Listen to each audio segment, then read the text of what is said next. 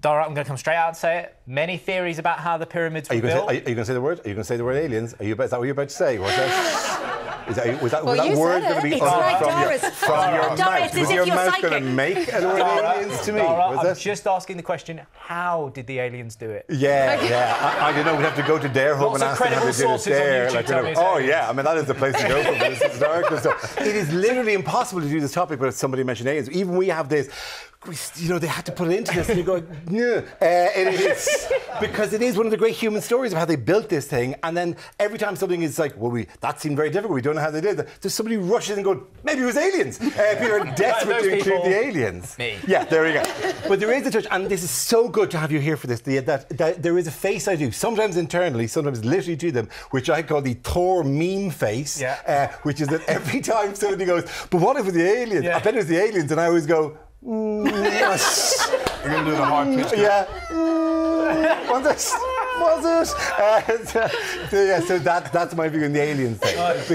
But you did discover in this documentary a slightly more plausible theory. Sorry, Roman, for how the pyramids. Look, I mean, all of the questions about where did the stones come from? I mean, how did they get built and all that, like whatever. Nowadays we know because you can see the pyramids really sit interestingly at a bit where Cairo is really impinging on it, and there's one part of it that they're trying to push back to clear because they've uncovered the harbour that was right at the foot of the big pyramid because the Nile had a different flow and would flood, and they brought the stones in really close to the pyramids. They found a village where 30,000 builders and their families lived for their entire lives. They found graffiti from them in some of the pyramids. We are the drunkards of Menkaure, written on the walls of the pyramids, like whatever. So they even found a list of builders' kind of inventory list that included the words "deliver limestone to Giza."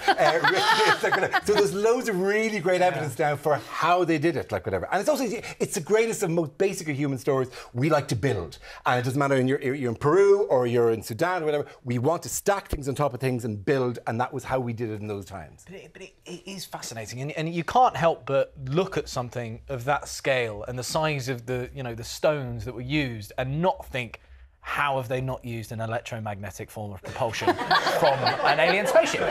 So what I want to know, but it's actually quite simple how they did it, right? Yeah. They used ropes and they dragged it and they lifted it. That's how they did it. Yeah. But I'm loving the need for an electromagnetic propulsion. He's hungry for affirmation. No, but when you say they, you mean the aliens. Yeah, well, when you said we are the drunkards, I'm like, rowdy aliens, got it. But Dara, it is a fascinating story about how they were able to move those huge blocks. It is, but in some ways the more interesting thing is the fact that they failed as a building, because the whole point of them was to stop thieves getting in to steal all the gold. The pharaohs would be there with all of their worldly goods, and literally none of them worked. All of them were broken into practically immediately, to the extent that they stopped building them. So we're sort of doing about the building, but we're also doing a heist movie about how they kept trying to outdo the thieves, and the thieves kept getting in, right? And it's only because we have one Tutankhamun, we've one who was never raided and was only found 100 years ago, is the only reason we know that how incredible those graves must have been. But you really get stuck in, I mean, for example, cutting the limestone, working out how they did that.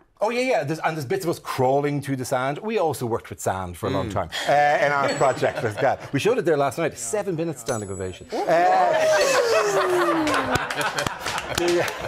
It was just me. I was watching it on the streamer, but it was grand. I was aching. I was at the end. How long more? But it is, and there's proper Raiders of the Lost Ark type bits where we were crawling down into the tunnels underneath, which is half the joy of doing this stuff. So the access was phenomenal. Dara, Egypt isn't the only place that you've been lately, because you posted this picture on social media saying life achievement unlocked. Talk us through it. That's Madison Square Gardens in New York. That's a New York Knicks basketball game, and at the end they fired the T-shirts in, and I